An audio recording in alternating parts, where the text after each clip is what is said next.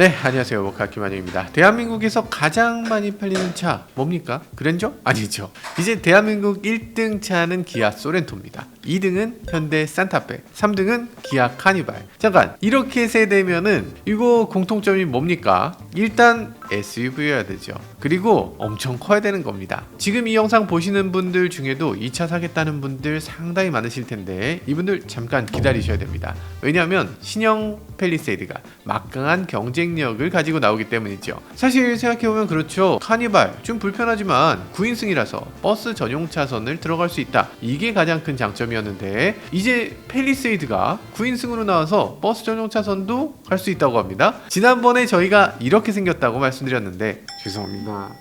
저희가 완전히 틀렸습니다. 이렇게 나오지 않는다고 합니다. 그래서 이렇게 나온다고 합니다. 야씨, 근데 이건 좀 너무했어요. 이렇게 나올 줄은 누구도 몰랐잖아. 이거 모를 수밖에 없었습니다. 이런 형태의 자동차는 역사상 한 번도 없었고 이런 느낌의 자동차조차 없었으니까 정말 희한한 느낌이 들죠. 이번에 양산형 램프가 들어간 최종 모델도 공도에서 테스트를 시작했는데요. 앞은 이렇게 생기고 뒤는 이렇게 생겼습니다. 주행 느낌은 요래요. 와, 생각보다 훨씬 멋진데 오늘은 신형 팰리세이드 어떻게 나오는 건지 조금 더 자세히 살펴보도록 하겠습니다.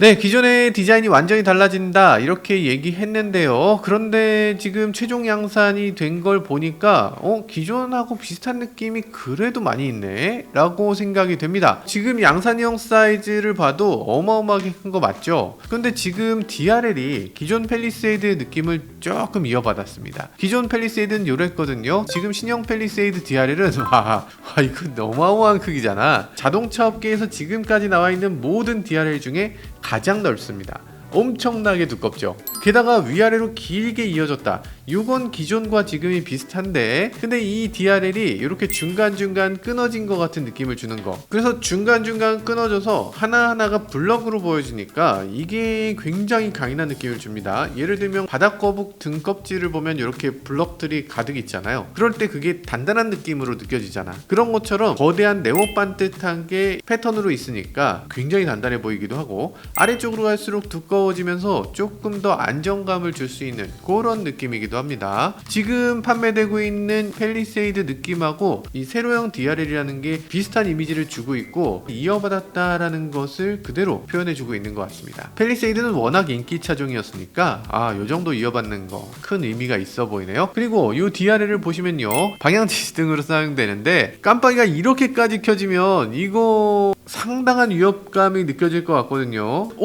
뒤에 우회전하시려고 하는구나, 내가 비켜드려야 되겠다 라고 비켜줘야 될 것 같은, 앞차 운전자가 깜짝 놀랄 것 같은 램프로 디자인이 돼 있어요. 그리고 램프가 지금 위장막에 가려져서 전부가 드러나진 않지만 위장막을 뚫고서 빛이 나오고 있는데 가장자리까지 램프가 이어지네요. 그래서 아마 측면에서 봐도 이 불빛이 어마어마하게 켜지는 게 느껴질 것 같습니다. 이게 DRL이고 그 가운데 보면 헤드램프가 이렇게 얇은 네모로 생겼는데 이렇게 LED 프로젝션 램프로 자리 잡고 있네요. 이것도 굉장히 멋지게 디자인됐는데 숏카님이 보내주셨고 이걸 가차님께서는 예상도를 보내주셨는데 이렇게 생겼습니다. 와, 이것도 멋있게 나오네요.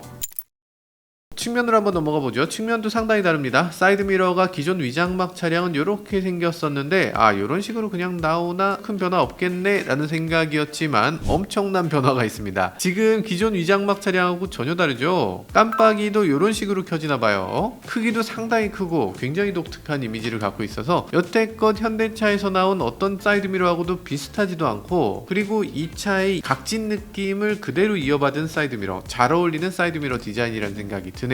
루프렉도 보입니다. 기존 루프렉에 비해서 훨씬 더 SUV답다 이런 느낌이 들어요. 팰리세이드 루프렉은 위에 루프박스 달 때 뭐 끼운다 요 정도의 느낌인데, 그러니까 미끈하게 보이는데 초점을 뒀던 느낌이죠. 근데 지금은 그런 게 아니라 천장에 그냥 물건 얹고 끈으로 묶어, 요런 것들 가능하다는 거죠. 사냥하고 나면 멧돼지 잡아갖고 얹어야지, 그런 거 아니야? 타이어를 얹거나 아니면 뭐 기타 등등 여러 가지를 얹어야 되니까 천장에 끈을 묶을 수 있는 자리는 있어야 됩니다. 이제야 제대로 제대로 SUV 느낌이 나도록 그렇게 디자인을 했네요. 자, 휠 같은 경우는 이렇게 생겼습니다. 지난번에 봤던 휠하고 또 다르네요. 휠은 지금 살이 굉장히 얇고 열려있는 부분이 굉장히 크죠. 그러니까 이건 약간 스포츠 성향을 강조한 휠 이렇게 보여지는데, 보통 SUV들은 살이 이거보다 두꺼운 편이 많아서, 특히 저희가 산타페 휠을 기존에 요랬는데 이런 식으로 바꿨거든요. 훨씬 마음이 편하잖아요. 그러니까 SUV 휠이라면 이거보다 좀 두꺼워야 될 것 같은데, 지금 이 세팅은 아마도 약간 특별한 휠을 선택했을 때 나오는 그런 세팅인 것 같습니다. 승차감을 위해서라도 휠 사이즈를 하나 작은 걸 선택하는 게 오히려 좋을 수 있을 것 같습니다. 저희 산타페도 20인치 휠 쓰고 있거든요. 굳이 21인치는 필요할 것 같진 않다, 그런 생각이 들기도 해요. 스콜피온 MS 타이어를 사용하고 있는데요. 산타페 21인치에도 같은 타이어를 쓰고 있잖아요. 그래서 이게 최종 타이어일지 아니면 산타페용 타이어를 그냥 썼는지는 모르겠는데, 어쨌든 지금 245-45R21 타이어를 끼우고 있다라는 거고요. 너무 스포티한데? SUV인데 45 시리즈를 쓴다는 거는 너무 얇지 않나? 자, 후면부로 넘어가 보도록 하죠. 이번 팰리세이드 램프 디자인은 이렇게 중간중간이 끊어져 있는 느낌입니다. 역시나 전면하고 비슷한 느낌이 들고 역시나 단단한 느낌을 주고 있죠. 그리고 신기한 건 주변의 차들하고 같이 다니는데 혼자만 딱 정지되어 있는 것 같아. 혼자만 뭔가 다른 세상에 있는 자동차 같이 느껴집니다. 브레이크 점등됐을 때 보면 위장막을 뚫고 나오는 빛이 보이죠. 그래서 지금 굵게 디자인해서 윗부분이 뭔가 떠받치고 있는 것 같은 그런 느낌을 갖고 있게 디자인을 했습니다. 굉장히 멋진 느낌이고요. 그리고 시각적으로 시선을 집중시킬 수 있는 그런 테일램프를 갖고 있습니다. 길 가다가 딱 보면 새로 나온 차구만. 잠깐, 내 차는 굉장히 낡은 느낌이네. 이런 느낌을 받게끔 완전히 독특한 디자인을 하고 있어요. 이 차가 나왔을 때 가장 많이 괴로워할 사람은 이 차 나오기 직전에 팰리세이드 산 사람. 그러니까 여러분들 팰리세이드 살 때는 조금 기다리셔야 됩니다. 그리고 기존 팰리세이드를 그대로 이어받았다는 느낌을 곳곳에서 주고 있어요. 테일램프를 보면 뒤쪽 팬더까지 이렇게 이어지는 구성을 갖고 있는데, 지금 새로운 팰리세이드에도 이 디테일을 그대로 이어지도록 만들어놔서 이게 팰리세이드의 전통이구나 라고 느껴지게끔 만들어 놓고 있습니다. 범퍼 하단부에 보면 무광 크롬으로 이렇게 띠를 둘러서 조금 도시적인 느낌도 추가했고요. 자, 그리고 하이포지션 스톱 램프가 아주 독특하게 생겼습니다. 램프가 길다 못해서 차체 끝에서 끝까지를 정말 가느다란 램프로 이어갔어요. 그리고 그 램프를 직선으로 하지 않고 이렇게 꺾어놨습니다. 이게 멋이 뭔지를 아는 그런 디자인을 한 것 같습니다. 가차님께서 그려주신 모습은 요렇다고 하네요. 가차님께서는 레인지로버를 닮았을 것이다 이렇게 하셨는데, 그런 느낌까지는 아닌 것 같습니다. 예상도 보니까 어떻게 마음에 드세요? 아마 어떤 분들은 마음에 드신다고 할 거고, 어떤 분들은 너무 과격하다, 와 이렇게까지 괴상한 차는 처음 봤다, 이렇게 얘기할지도 모르겠네요.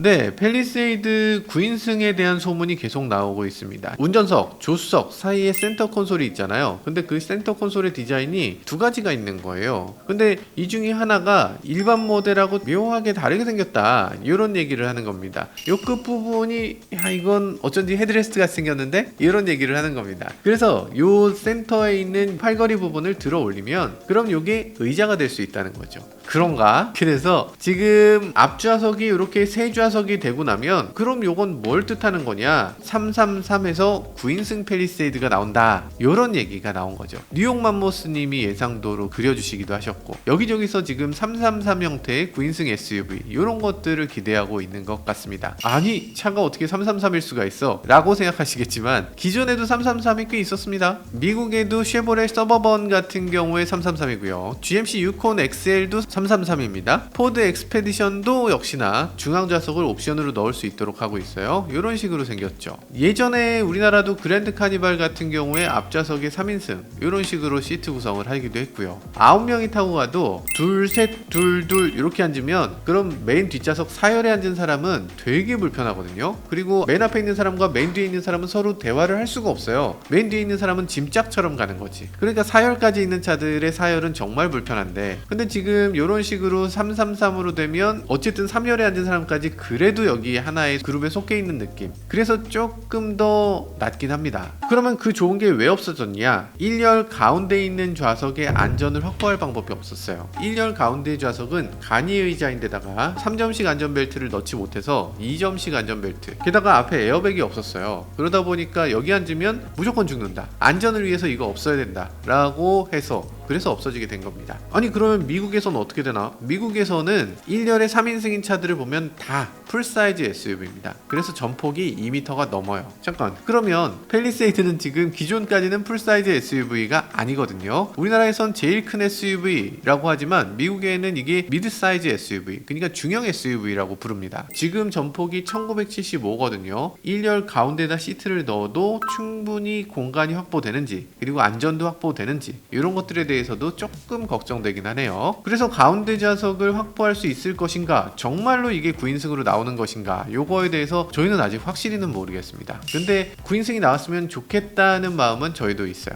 아마 되겠지? 되지 않을까? 9인승을 정말 기대하고 있는 이유는 따로 있습니다. 왜냐하면 9인승은 고속도로 버스 전용 차선을 탈 수 있으니까. 카니발을 사시는 분들 중에 상당수가 버스 전용 차선 때문에 사신다고 하더라고요. 가족들 같이 여행 가고 이웃하고 같이 모여서 어디 떠날 때 그때 고속버스 전용 차선으로 가면 혼난다는 거죠.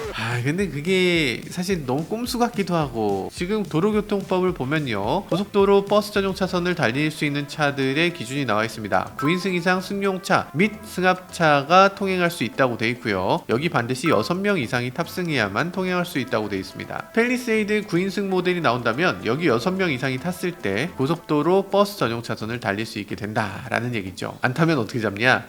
그게 문제죠. 왜냐면 지금 카니발 보면요, 6명이 타야만 고속도로 버스 전용 차로를 달릴 수 있게 되는데, 근데 지금 6명이 타는 경우가 그렇게 흔치 않죠. 단속이 잘 안 됩니다. 그 안에 썬팅도 짙게 하고, 그러고서 그걸 어떻게 단속해? 요즘 들어서 이걸 단속할 때 어떤 식으로 하냐면, 고속도로 순찰대가 다니다가 야 요거 아무래도 좀 수상한데? 라고 생각되면 잡는다는 거예요. 그러니까 9인승 차에 6명 이상 탔을 때는 반드시 뒷바퀴가 어느 정도 눌려 있는데 요거 안 눌려 있어, 그러면 너 단속, 이러고서 잡는다는 겁니다. 그게 유일한 해결책인가? 사실 이것도 회피하는 방법이 많이 있습니다. 이미 동호회라든지 이런 데 가보면 쌀 싣고 다녀요, 저는 벽돌 싣고 다녀요, 이런 사람들이 허다한데, 이거 갖고 서스펜션 주저앉은 거 갖고 이걸 단속하는 게 무슨 의미가 있나 싶은 생각이 들죠. 9인승을 굳이 가는 게 맞아요. 정말 많은 분들이 그런 얘기를 합니다. 이게 버스 전용 차로가 버스 전용 차로로 사용되지 않고 카니발 차로로 사용되지 않냐, 그 중에 대부분이 위반인데 이거 어떡하냐. 첫 번째 방법은 일단 위반을 할 수 없게 하는 거죠. 카니발이나 이런 차들 그냥 썬팅이 짙게 돼 있으면 무조건 거기서 단속해서 그 자리에서 썬팅을 다 벗겨버리면 됩니다.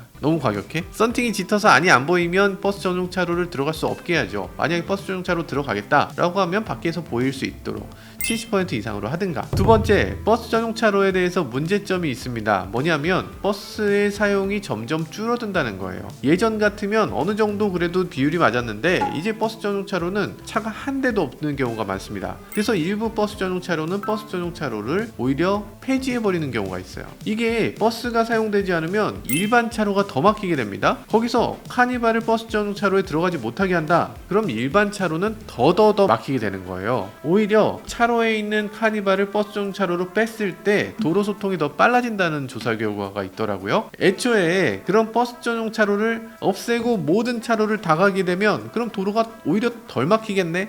요게 답인가 하는 생각이 들기도 합니다. 미국 같은 경우는 버스 전용 차로라는 표현이 아예 없죠. 카풀레인이라는 표현을 씁니다. 카풀레인 혹은 2+ 레인이라고 해요. 카풀레인이라고 보통 표현을 해요. 그래서 카풀레인이라는 곳은 버스는 뭐 당연히 1차로로 갈 수 있고, 근데 버스가 없으니까 차에 2명 이상이 타고 있어야 지나갈 수 있다 라는 겁니다. 어차피 썬팅을 안 하기 때문에 잘 보이기도 하고, 6명은 현실적으로 너무나 적고, 우리나라에서도 6명이 같이 차를 타고 이동하는 경우는 사실 그렇게 흔치 않은 것 같고, 4명 이상 타고 있고 썬팅을 하지 않으면 오케이 라고 한다면 그러면 저는 괜찮을 것 같아요. 어디 만남의 광장 같은 데서 다 모여서 차 한 대 몰아서 2대 갈 거를 한 대로 가자, 뭐 3대 갈 걸 한 대로 가자, 이런 식으로 한다면 그것도 또 괜찮을 것 같기도 하네요. 카니발이라든지 9인승 이상 특정 차에만 전용 차로를 이용할 수 있는 권한을 준다, 이거는 좀 불공평한 것 같아요. 그리고 미국에는 카풀레인을 돈 내면 탈 수 있게 해줍니다. 지나치게 자본주의적인데?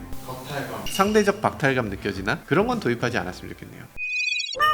자, 요번에 위장막 차량을 조금 더 보면요, 이렇게 하단부도 보이는데요, 여기서 보시면 주황색 고전압 케이블이 보입니다. 이거 뭘까? 하이브리드란 뜻이죠. 고전압 케이블이 지나가고 아래쪽에 배터리가 있다는 건데요, 기존에 있었던 하이브리드하고 아래쪽의 모양이 조금 다릅니다.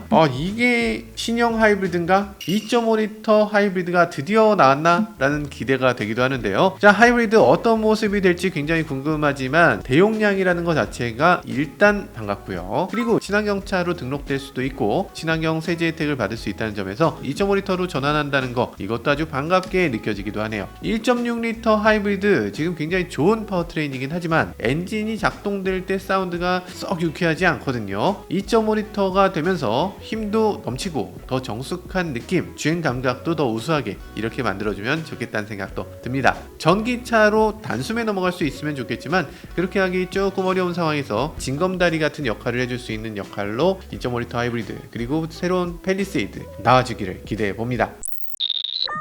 자, 팰리세이드 이렇게 간단히 살펴봤는데요, 여러분들은 어떠셨어요? 이런 디자인의 자동차라면 사야 되겠다 라는 생각이 드시나요? 기존의 소렌토, 산타페 이런 차들 사시려는 분들, 요거보다 조금 더 크고 하이브리드가 들어간다면 그러면 그 차로 가겠다 라는 생각이 드시나요? 아니면 가격이 월등히 올라갈 거기 때문에 야, 요거까진 난 필요 없을 것 같다, 지금 크기도 난 좋다, 이렇게 느껴지시나요? 자, 여러분들의 생각이 궁금합니다. 여기 댓글로 좀 남겨주시면 다음번 영상 만들 때 참고로 하겠습니다.